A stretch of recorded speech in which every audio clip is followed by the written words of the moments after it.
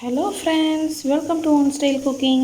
நாம் இன்றைக்கி பார்க்க போகிற ரெசிபி என்னென்னு பார்த்தீங்கன்னா, சூப்பரான கோவில் புளியோதரை எப்படி செய்கிறதுனாங்க பார்க்க போகிறோம். வாங்க வீடியோக்குள்ளே போகிறதுக்கு முன்னாடி கீழே உள்ள ரெட் கலர் சப்ஸ்கிரைப் பட்டனை கிளிக் பண்ணுங்கள். கூடவே பக்கத்தில் உள்ள பெல் ஐக்கானையும் கிளிக் பண்ணுங்கள். அப்போ தான் நான் போடுற வீடியோ எல்லாமே உடனுக்குடன் உங்களுக்கு தெரிய வரும். வாங்க இப்போ வீடியோக்குள்ளே போகலாம். புளியோதரை செய்கிறதுக்கு 1 கப் சாதத்தை வடித்து வச்சுருக்கேன்.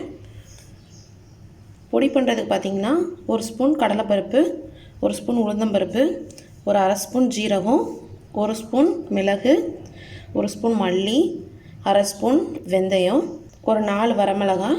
நான் இது குண்டு மிளகாய் எடுத்திருக்கேன். இது காரம் அதிகமாக இருக்கனால 4 மட்டும் எடுத்திருக்கேன். ஒரு எலுமிச்சம்பழம் அளவு புளியை கரைச்சி வச்சுக்கோங்க. பெருங்காயத்தூள், தாளிக்கிறதுக்கு கொஞ்சம் கடுகும் கொஞ்சமாக வெந்தயம் எடுத்திருக்கேன்.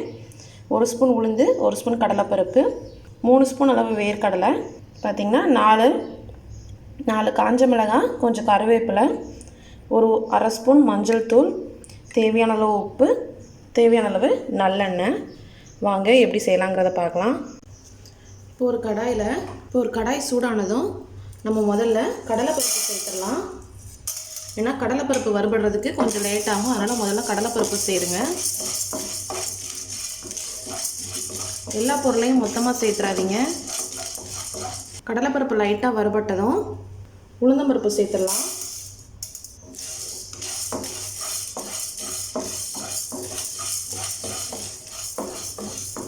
இது ரெண்டும் லைட்டாக கலர் சேஞ்ச் ஆகணும். மிளகு சேர்த்துடலாம்.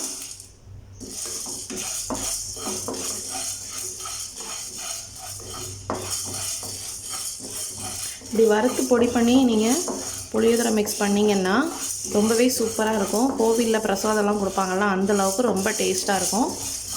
வீட்டிலையே நீங்கள் ஈஸியாக செஞ்சிடலாம். இப்போ அடுத்ததாக நம்ம எடுத்து வச்சுருந்தா மல்லி சேர்த்துக்கலாம். மல்லியை விட ஜீரகம் கொஞ்சம் கம்மியாக சேருங்க.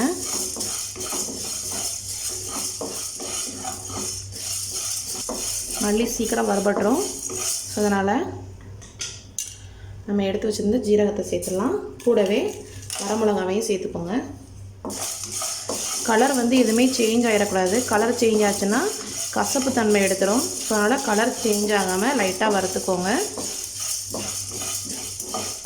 இதை நீங்கள் வறுத்து பவுட்ரு பண்ணி ஸ்டோர் பண்ணி வச்சுக்கிட்டிங்கன்னா எப்பப்போ உங்களுக்கு புளியோதரை தேவைப்படுதோ அப்போ அந்த மிக்ஸை யூஸ் பண்ணி நீங்கள் புளியோதரை செஞ்சுக்கலாம்.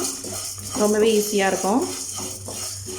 இப்போ ஃபைனலாக நம்ம எடுத்து வச்சுருந்த வெந்தயம் சேர்த்து அடுப்பை ஆஃப் பண்ணிடலாம். வெந்தயம் சேர்த்து ரொம்ப வறுத்தோம் அப்படின்னா அது கலர் சேஞ்ச் ஆயிரும். அது மட்டும் இல்லாமல் அந்த கசப்பு தன்மை ரொம்ப கொடுக்கும். ஸோ அதனால் வெந்தயம் சேர்த்து அடுப்பை ஆஃப் பண்ணிடுங்க. ஸோ இதை நல்லா வறுபட்டுடுச்சு. இதை உடனே வேறு பாத்திரத்துக்கு மாற்றி ஆற வச்சிடலாம். பாருங்கள், வேறு ஒரு பிளேட்டுக்கு மாற்றிடுங்க. இது நல்லா ஆறட்டும். ஆறுனதும் நல்லா ஒரு ஃபைன் பவுட்ரு பண்ணிக்கலாம். இதை அந்த பாத்திரத்திலே வச்சிங்கன்னா கூட கொஞ்சம் கருகிறதுக்கு வாய்ப்பு இருக்குது. ஸோ அதனால் உடனே வேறு பாத்திரத்துக்கு மாற்றிடுங்க. இப்போ நம்ம பவுட்ரு பண்ணலாம். இப்போ ஒரு கடாயில் நல்லெண்ணெய் சேர்த்துக்கலாம். நல்லெண்ணெய் கொஞ்சம் அதிகமாக சேருங்க. ஒரு 4 டேபிள் ஸ்பூன் அளவு சேர்த்துக்கலாம். ஸோ இதில் எண்ணெய் காஞ்சதும் நம்ம எடுத்து வச்சுருந்தா கடுகு வெந்தயத்தை சேர்த்துடலாம். பாருங்கள், கடுகு நல்லா பொரிய ஆரம்பிக்குது. இந்த ஸ்டேஜில் வேர்க்கடலை சேர்த்துக்கோங்க. வேர்க்கடலை வறுபடுறதுக்கு லேட் ஆகும். அதனால் அதை முதல்ல சேர்த்துக்கோங்க.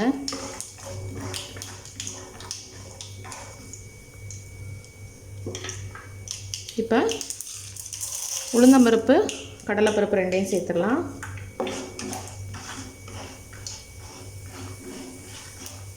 கூடவே எடுத்து வச்சிருந்த வரமிளகாவை கிள்ளி போட்டுக்கோங்க. கருவேப்பிலை. இப்போ இது கூட நம்ம பெருங்காயத்தூள் சேர்த்துடலாம். ஒரு 1/2 ஸ்பூன் அளவு பெருங்காயத்தூள் சேருங்க. அப்போ தான் நல்லா வாசனையாக இருக்கும். கூடவே மஞ்சள் தூள் சேர்த்துடலாம்.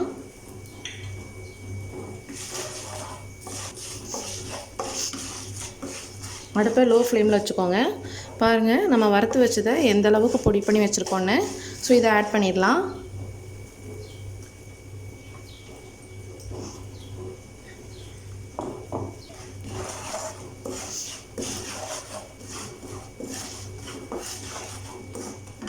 இது விசில் போட்டு நம்ம உடனே புளி தண்ணி சேர்த்துடலாம். புளி கரைச்சி வச்சுருக்கோம்ல, அந்த தண்ணியை சேர்த்துருங்க.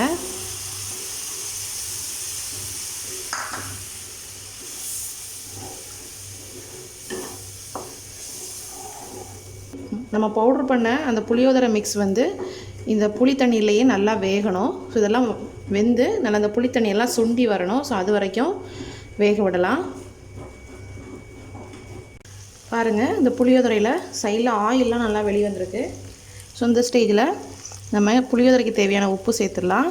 நான் ரைஸ்க்கு ஆல்ரெடி உப்பு சேர்த்து வேக வச்சுருக்கேன். ஸோ அதனால் இந்த மிக்ஸுக்கு மட்டும் நீங்கள் உப்பு சேர்த்துக்கோங்க.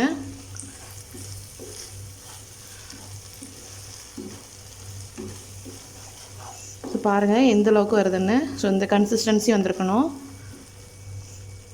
இப்போ நம்ம இதில் வேக வச்சு வடித்து வச்சுருக்க சாதத்தை சேர்த்துடலாம்.